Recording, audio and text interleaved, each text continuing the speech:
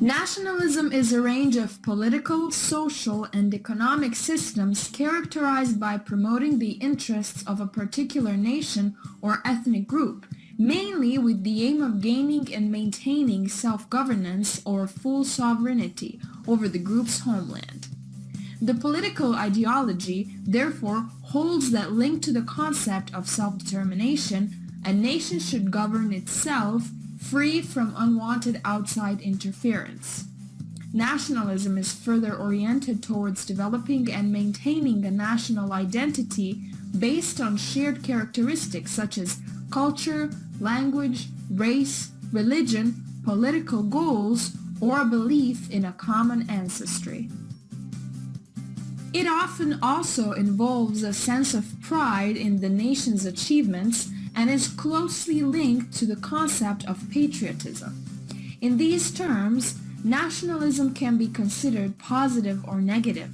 In some cases, nationalism referred to the belief that a nation should be able to control the government and all means of production.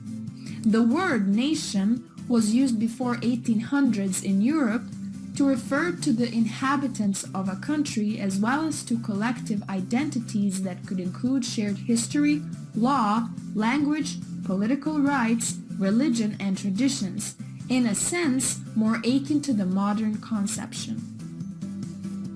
Nationalism is the newer word. In English, the term dates from 1844, although the concept is older. It became important in the 19th century, becoming increasingly negative in its connotations after 1914. It's the term historians use to characterize the modern sense of national political autonomy and self-determination from the late 18th century onwards. Typically, historians of nationalism in Europe begin with the French Revolution, not only for its impact on French nationalism, but even more for its impact on Germans and Italians and on European intellectuals. The early emergence of a popular patriotic nationalism took place in the mid-18th century and was actively promoted by the British government and by the writers and intellectuals of the time.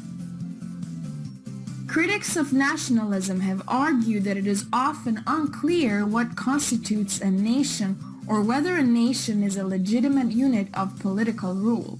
Nationalists hold that the boundaries of a nation and a state should coincide with one another. Thus, nationalism tends to oppose multiculturalism. It also can lead to conflict when more than one national group finds itself claiming rights to a particular territory or seeking to take control of the state. Always remember, patriotism is when love of your own people comes first, nationalism when hate for people other than your own comes first.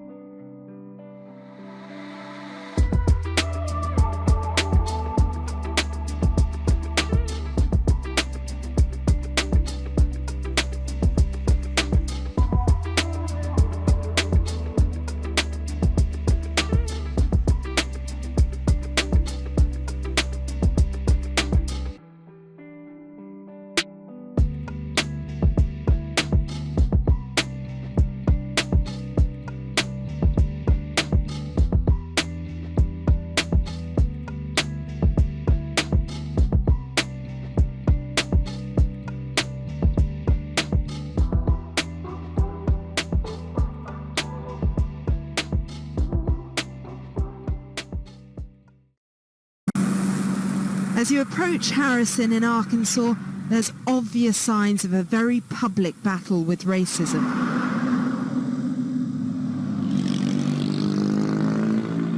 A former Confederate state, it's grappling with a problematic present, trying to escape the shadows of America's oldest hate group. In nearby Zinc is the headquarters of the Knights of the Ku Klux Klan. I'm here to meet Thomas Robb, the national director. He's unrobed and suited. Well, this here is our office, and we do clerical work here, membership applications and reports, and then, of course, we reproduce DVDs here and so on. It's a family enterprise for Thomas and his daughter Rachel. Are you in, and this is you? Yeah. Do you still take part in public parades? Well, we hold a parade, I guess you'd call it, in Pulaski, Tennessee each year. The Klan has declined significantly. It's fractured. But there is a new era of tension. Are you worried about the future now? That there will be more violence? I think there will definitely be more violence. I think whenever a politician or a preacher or a newscaster only wants to condemn the white nationalists in Charlottesville, but doesn't want to equally condemn, at least equally condemn, the Antifa and the Black Lives Matter and the anti-white demonstrators, it emboldens them. They're desecrating our cemeteries. They're taking down monuments of our heroes. They want to urinate on the symbols of our faith, and we're supposed to just accept it. And if we offer just a whimper of protest, we're considered as haters and bigots and monsters and Nazis. There's nothing about your message that's mainstream, is there? Well, look at those who voted for Donald Trump in 2016. I think our message is mainstream. We don't promote hatred of anybody. We think everybody has a right to love their heritage and culture. But we're concerned with how come when white people say, I love my people, I love my heritage, they want to call that a racial hatred. The Klan's official paper endorsed Donald Trump, but he clearly disavowed the group and said he didn't want to energize them. In the 1920s, it had as many as 4 million members. Now it's estimated there are thousands, many at war with each other. Just because people are talking about the Klan doesn't make them powerful. Well, I didn't say anything about being powerful. We're not powerful, and I have no illusions of being powerful. But the fact is we have a voice. People respond to it. Whether people join the Klan, become involved in the white nationalist movement, I don't care. I'm not trying to make the Klan the biggest club, if you want to use that phrase, in the country. How do you feel about African Americans? I think they have a right to be African Americans. The same way I have a right to be white. Gay people? I think gay people is an abomination. Hispanics? The same as blacks, same answer. He markets his group as Christian, rebranding the Klan as the first alt-right organization. He tries to make white supremacy sound almost normal. Yet he also seems comfortable being confined to his own isolated enclave. For 15 years, a group of local people have been fighting to make clear their city is not a haven for racists. When, you hear that the head of the Klan has moved into the area, he uses Harrison as that geographic location to help people find him, then, it paints an image that just isn't true. So we're working together to counter that.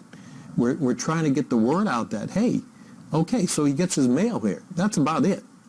That's the most significant impact this man has on this community. And I'm speaking from a black man living here, who with his family has been happy and successful and productive. And whites now are joining hands or with the black and other people to say denounce hate. So once you get that started, where does the Klan have to go? Where can they go? When people ask me, well, why are you on the task force? You're not going to be able to solve this problem. I said, well, we probably aren't going to be able to completely solve this problem.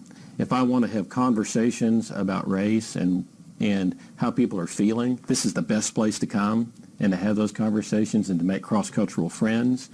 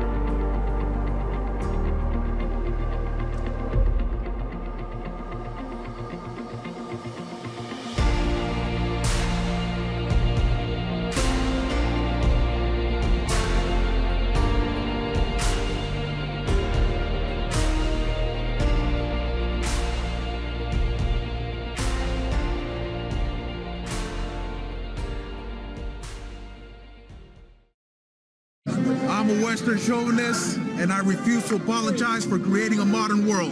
Chauvinist doesn't mean sexist. Chauvinist means extremely patriotic. Things that will save America: give everyone a gun, venerate the housewife, recognize the West is the best, shut down the government.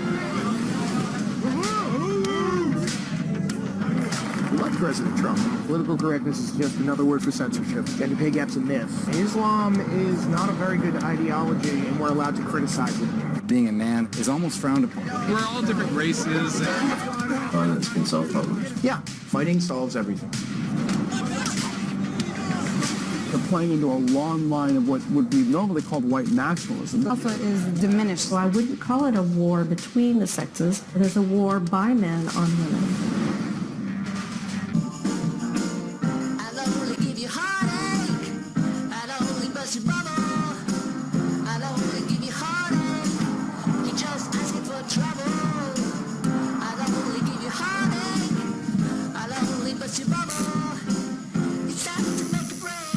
Most guys my age are just basically interested in sitting at home because men aren't stepping up and doing the things they've done forever, being providers, being strong, being manly. These guys are members of the Proud Boys. Some people may watch this film and be offended. Others will think there's value in hearing their views. The Proud Boys is just a fraternity, basically. And what I would like to call it is an alpha male support group. Man, let's see it. I'm proud of your boy. Awesome. Bring it in here, baby. Good job. Third degree, man.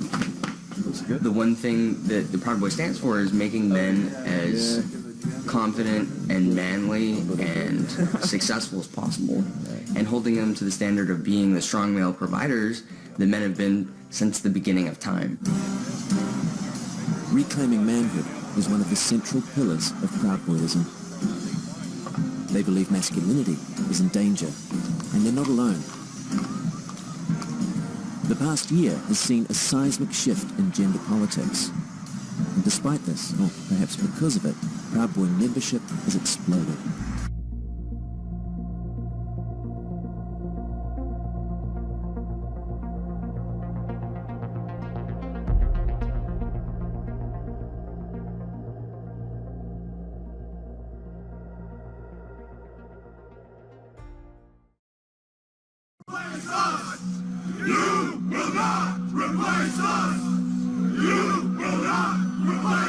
My first encounter was with the National Socialist movement, which is the largest neo-Nazi group in America.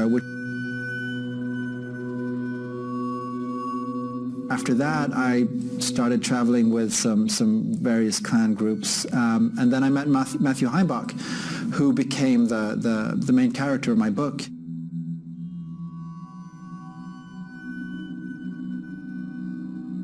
Our movement is about securing the existence of our people and a future for white children. All of us are engaged in this struggle, And much like a military, there is positions for everyone. Many of the people I cover, they come from poor, rural, and predominantly white parts of America, Appalachia. And they look around and, they see that their neighbors and their friends are suffering under opioid addiction, that they have no jobs and no prospects, and they kind of extrapolate from that, then that must be what it's like for white people all over. They don't have the ability to kind of lift their gaze a little bit, because if they did, I think they'd see that white people on the whole, especially white men who this movement is, mostly consisting of, have it pretty good. The gatherings are a lot smaller, and that's the inherent problem in the far right, sort of alt right. It's a movement which in large part exists online with anonymous Twitter avatars.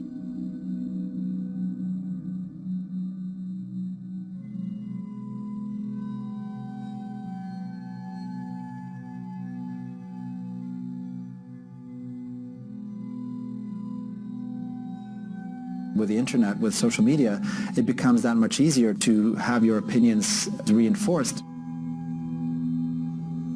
And once you try to translate that into real-world action, it becomes difficult. I was at Charlottesville, where they were, I would say, around 400 people, which is by far the largest gathering I'd ever been to, and I've been to dozens of these things. Yes, there has been a mobilizing effect, and I think people are emboldened, but even so, they're still struggling on how to translate this into an actionable physical movement. The current crop of politicians are doing any favors. I think they're feeding into this as well. So it becomes this pretty toxic place where it's easy for this kind of rhetoric to grow. There was a rally in Boston after Charlottesville where I think 5 or 6 nationalists came out, and a few thousand counter-protesters came out.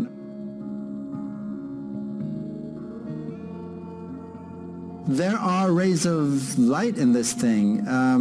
Just recently, a guy, a former Hammerskin, which is the most extreme part of the skinhead movement, texted me and said he left the movement and that he might want to help others leave too. So as awful and abhorrent as their ideology and politics is, some of them can change. Some of them can turn and come back to us.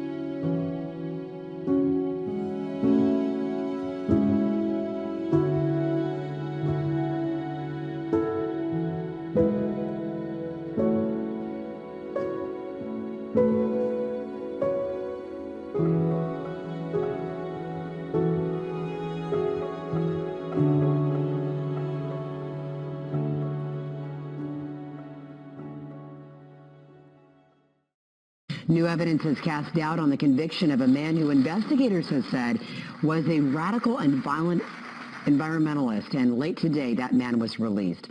KCRA 3's David Bieniek was there when Eric McDavid went free for the first time in 9 years. David? Kelly, that's right. Eric McDavid served 9 years of what was originally supposed to be a 20-year federal prison sentence. But today here at the courthouse, a judge called into question the way prosecutors handled his case and set McDavid free. After nearly 9 years behind bars, Eric McDavid walked out of Sacramento's federal courthouse this afternoon and into the arms of friends, family members, and attorneys who never stopped fighting for his release. You saw how it felt. It was wonderful. Do you feel he's been vindicated? I don't want to talk about that. I just know that he's home. Arrested in 2006, McDavid was eventually convicted by a federal jury of being part of an eco-terrorism plot. Prosecutors said he wanted to blow up Nimbus Dam on the American River and the U.S. Forest Service's genetics lab in Placerville. It came out in the last couple of months that they didn't give us some very important documents for discovery, for evidence during the trial phase. Those documents back up the defense's original argument that McDavid had been entrapped by an FBI informant with whom he fell in love. Yes, he was entrapped by love, and he was entrapped by the persistent and unrelenting efforts of the FBI. McDavid's trial attorney said he had asked for those documents and was told they didn't exist. They only surfaced after McDavid's family members got their hands on his FBI case file. He went to federal prison for 9 years, and somebody in the federal law enforcement system knew that he was innocent, but didn't care. The judge did not completely exonerate McDavid, but rather allowed him to plead guilty to a lesser charge and sentenced him to time served. As part of the plea deal, McDavid agreed not to sue the federal government. Can you say if you feel vindicated? Not yet. I'll put out a statement soon. Thank you.